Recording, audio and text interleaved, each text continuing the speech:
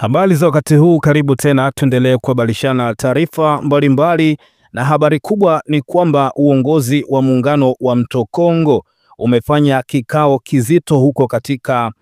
jiji la Goma, ikiwa ni mji ambao pia unashikiliwa na M23 tangu mwezi wa kwanza mwaka huu walipoanza mashambulizi yao katika mashariki mwa Jamhuri ya Kidemokrasia ya Kongo. Taarifa rasmi ya tarehe 22 ya mwezi wa 3 mwaka 2025 ambapo muungano wa Mto Kongo inauarifu umma yafuatayo. Jambo la kwanza,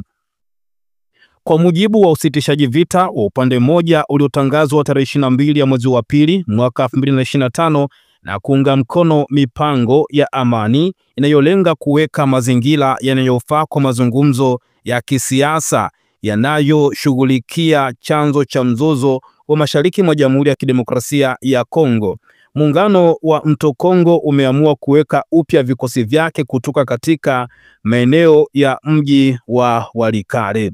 Jambo la pili, tunatoa wito kwa wakazi wa Walikale na viongozi wao wa jumuiya kuchukua hatua zinazofaa ili kuhakikisha usalama na ulinzi wa raia na mali zao wakati wa kipindi hiki cha mpito. Jambo la tatu, muungano wa Mto Kongo unaojumuisha M23 inasalia kujitolea kusuluhisha mzozo kwa amani na inasisitiza kujitolea kwake kulinda na kutetea idadi ya raia pamoja na misimamo yake. Jambo la nne na la mwisho, tunasisitiza hapa kwamba uchochezi wowote au mashambulizi mapya ya vikosi vya muungano wa utawala wa Kinshasa dhidi ya raia, ikiwa ni pamoja na katika maeneo yaliyokombolewa na misimamo yetu, itasababisha uamuzi huu kugeuzwa moja kwa moja. Imetolewa na muungano wa Mto Kongo leo tarehe 22 ya mwezi wa 3, huku kukiwa na taarifa ya kwamba viongozi wa muungano wa Mto Kongo ambao unajumuisha M23 watasafiri hivi karibuni kwa ndege hadi Doha huko Qatar kwa ajili ya mazungumzo ya kusitisha mapigano. Na tumeshuhudia siku za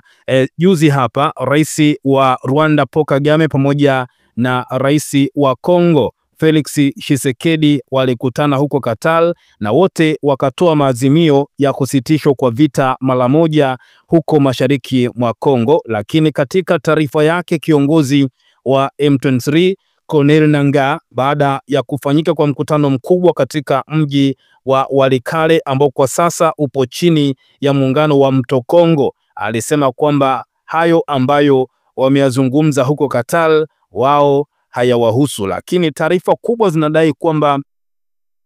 Corneille Nangaa, kiongozi wa muungano wa waasi unaopigana dhidi ya serikali katika Jamhuri ya Kidemokrasia ya Kongo, amepokea mwaliko kutoka Qatar kuhudhuria mazungumzo yenye mwelekeo wa amani mjini Doha.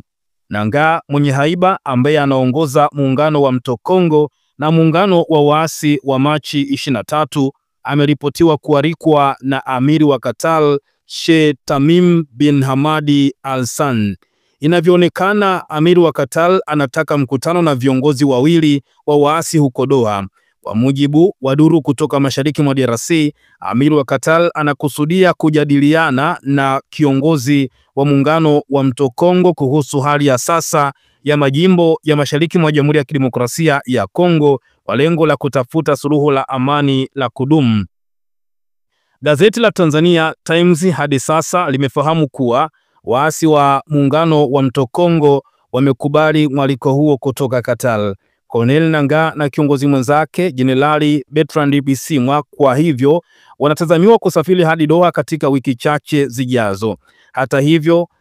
haijulikani viongozi wa waasi watasafiri kutoka uwanja wa ndege au nchi gani, kwa sababu kwa sasa maafisa wa M23 ndio watu wanaosakwa zaidi katika Jamhuri ya Kidemokrasia ya Kongo. Lakini pia bado haijajulikana jinsi usalama wa viongozi hao wawili utahakikishwa wakiwa nje ya nchi na nini kitatokea kwa vikosi vilivyoachwa nchini DR Congo wakati wa safari yao ya Mashariki ya Kati. Wiki iliyopita amiri wa Qatar alifanikiwa kuleta pamoja viongozi wawili wa Afrika Mashariki ambao wamekuwa wakizozana, ambapo alifanya mikutano na rais wa DR Congo Felix Tshisekedi na mkuu wa nchi ya Rwanda Paul Kagame, na watatu hao walijadili hali katika maeneo ya mashariki mwa Jamhuri ya Kidemokrasia ya Kongo na kutoa wito wa kusitishwa mapigano mara moja katika Jamhuri ya Kidemokrasia ya Kongo. Mengi zaidi nitazidi kukuhabarisha hapa, lakini kubwa zaidi tochea maoni yako na endelea kukaa karibu nasi kwa